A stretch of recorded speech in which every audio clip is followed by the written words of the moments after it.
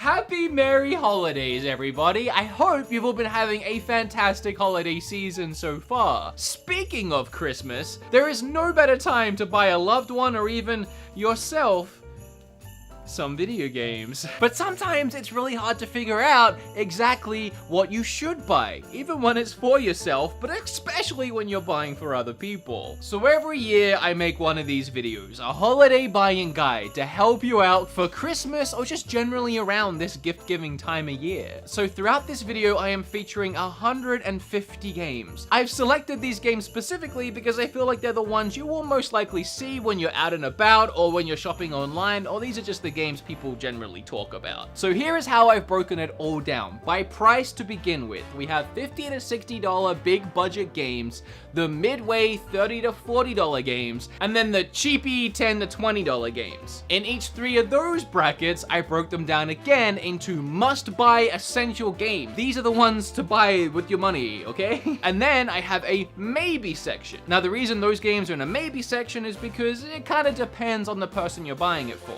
And then the third section is of course the avoid, and you do not buy that game. You stay away from that game. All right, obviously with so many games and so little time, I won't have time to explain why I put every game where I put it, but I'm gonna do my best. I'll leave links down below to not only all my reviews of every game on this list, but where you can buy the game too. I hope this video helps you or your loved ones or whoever it is out in some way. If it does, make sure you hit that like button. And it would also help if you share the video around, especially if you know there is someone buying you presents this holiday season. You can send them the video, maybe even timestamp it to the game that you want as a little bit of a wink wink nudge nudge. Let's do this. Starting with the $50 to $60 big budget expensive games in the must buy, you need to have these categories. Every time I do a video like this, it always starts off the same way. The big three: Mario Odyssey, Zelda Breath of the Wild, and Smash Bros. Ultimate. Depending on the Nintendo fan you're buying games for this Christmas, it's a pretty solid bet they're gonna want one, if not all three of these games. Doesn't matter which one you get, as long as there's one, and I'm excited to announce I'm adding a fourth to this too: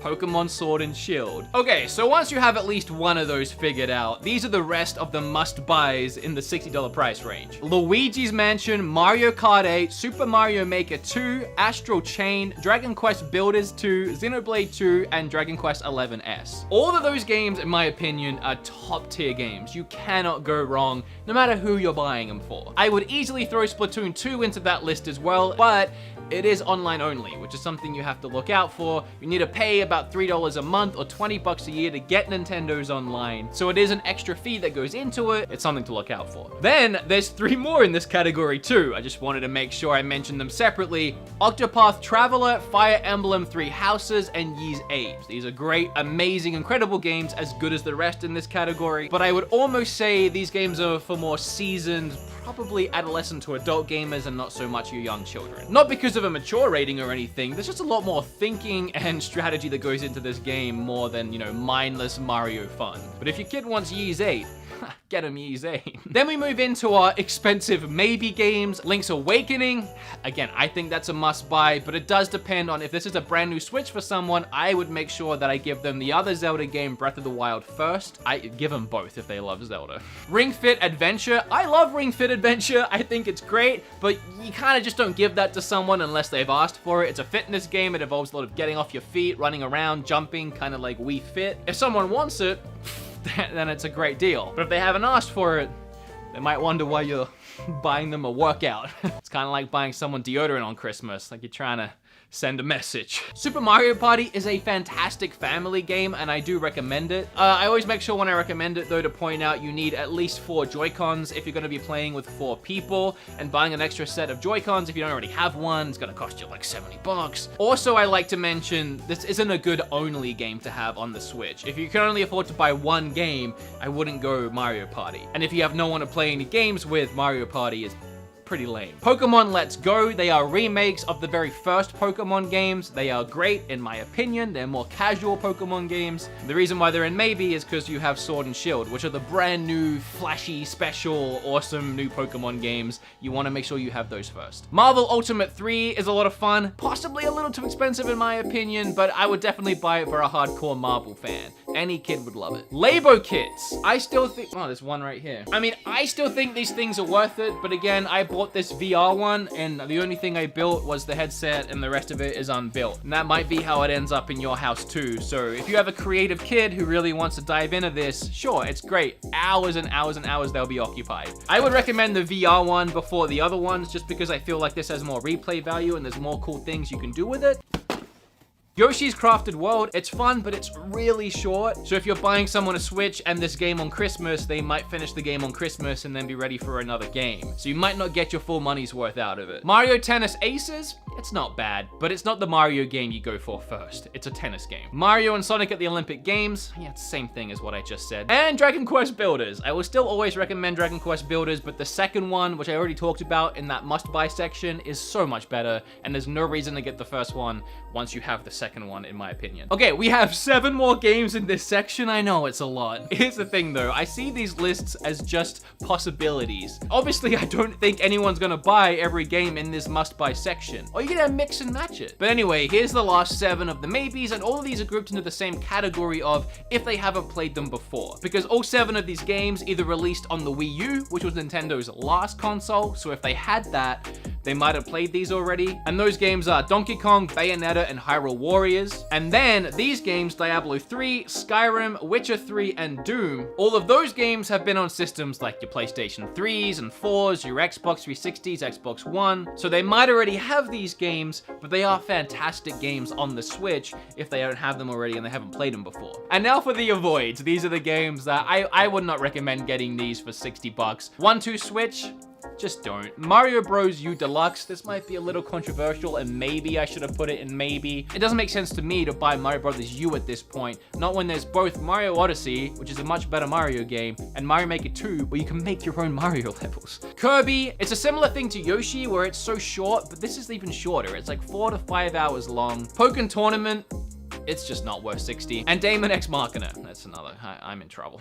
This game needs to come down in price in my opinion, and it's also a big risk. It's kind of a niche market of people that enjoy mech games. But when it comes to gift giving this Christmas, I just think there's better options. I'm sorry. Okay, that is all the very expensive games. We can take a breath.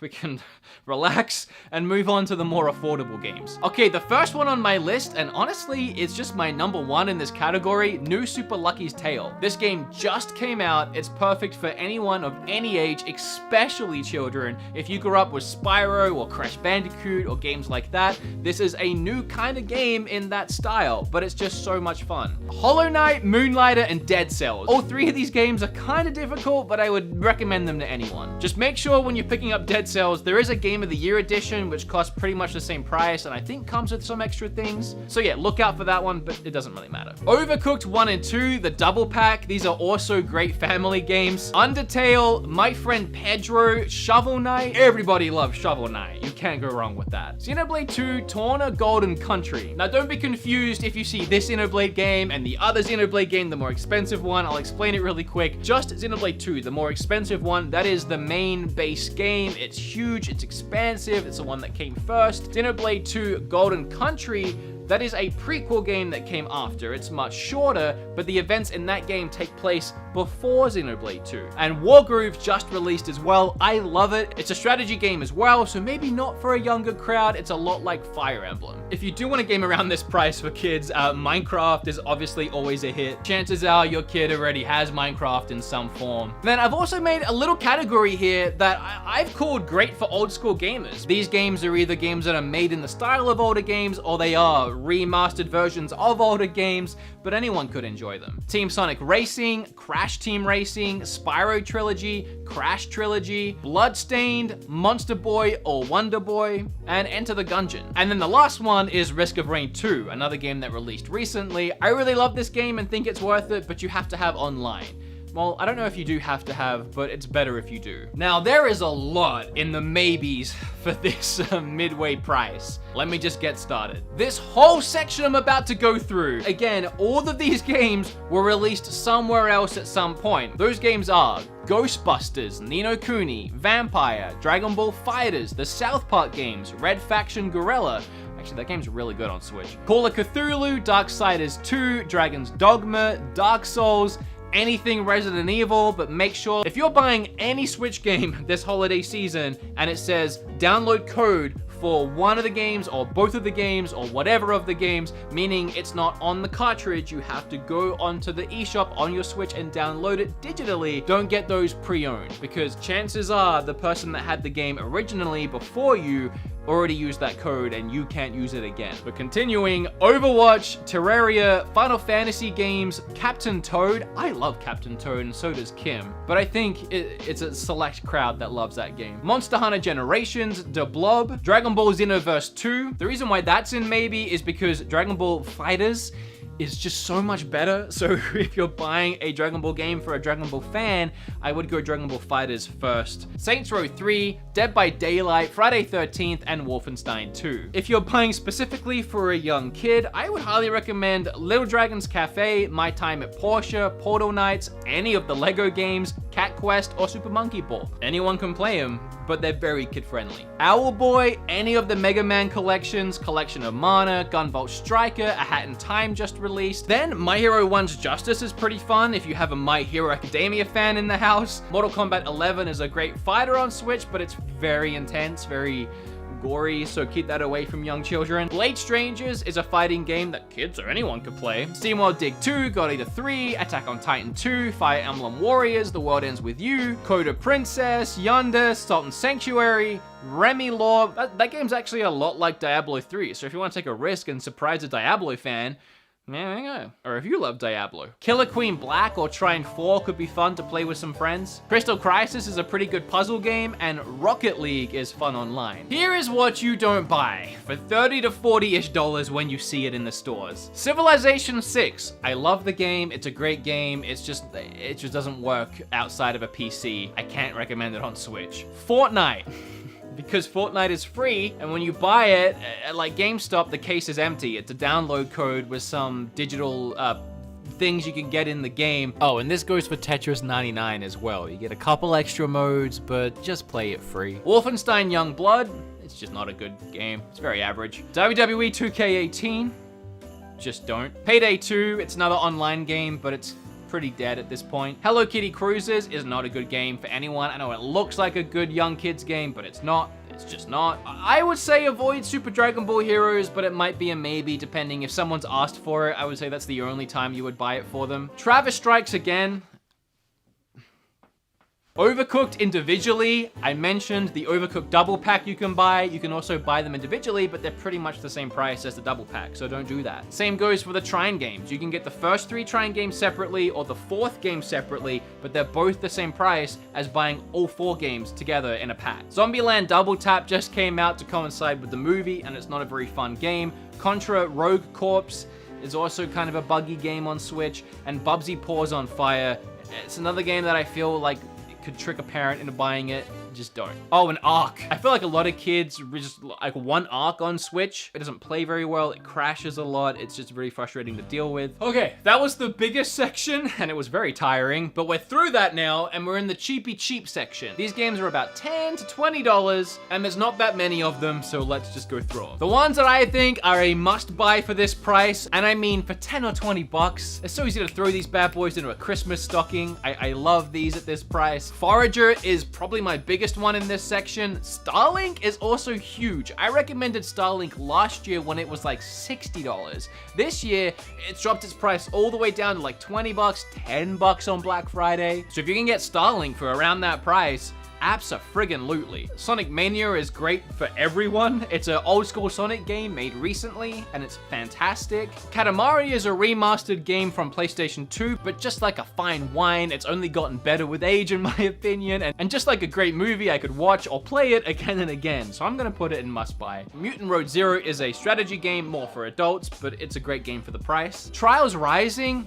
great for all ages. I think anyone could love this game. It's a fun little game with a motorbike, and you do jumps and play. it's really great. A little hidden gem on the Switch. Sushi Striker. Last year I didn't recommend this one. This year I am, because the price is finally down to what I said it should be, about 20 bucks. It'll Do 2 is a fantastic little indie game that's made in the style of Link to the Past or just the older Zeldas. Voice I saw is on sale for around $10 recently. It's a rhythm game. It's not gonna be for everyone, but I really enjoyed it. It's kind of like Guitar Hero if you were just tapping a screen. Mario and Rabbids. I don't know what the price of this game is anymore. It bounces between 30 to 40 to on sale to $10, but if you can get it around 10 to 20, it's good. That's a fantastic game. That's right up there at the top as well of this category. Also, any of the Telltale games, if you can get them around this price. Like the Walking Dead Telltale games, the Batman game. Personally, I love these games. They're not for everyone, maybe. Just let me remind you, I love all of these, and for 10, 20 bucks, you really can't even go wrong.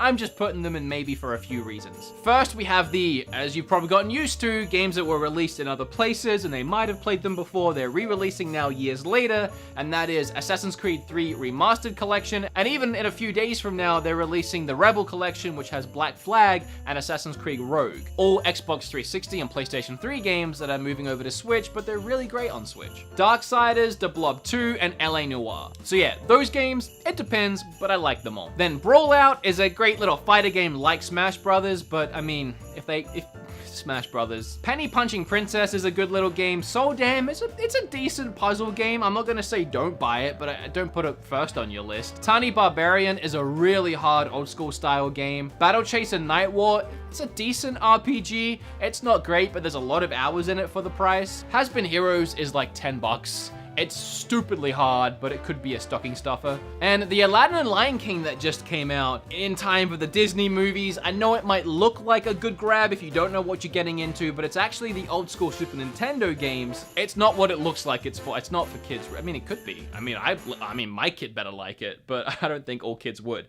Kids like Fortnite now. And then cheapy games that still aren't worth the price, even at $10. Sonic Forces, SNK Heroines, Shaq Fu, that one hurt me. Troll and I, and any of the horse games. Like My Riding Stables, My Little Champion. If you see a game on Switch with a horse on it, it's bad. Trust me, I've played them all. Don't ask me why, but I have. Okay, as always, this was extremely exhausting. I hope it helped you out in some way, and if it did, you have to smash that like button. You just gotta, and hit flip all over that subscribe button. But yeah, whether you stick around my channel or not, I do hope you have a fantastic end of the year. I want to thank everybody that stuck out this whole year with me. Obviously, I'm still making videos to the end of the year, but while I'm in this holiday season, just thank you for everything, guys. And hopefully I'll see you in my next video, which will be right around the corner as always, whenever I make it. All right, bye. Hope I helped.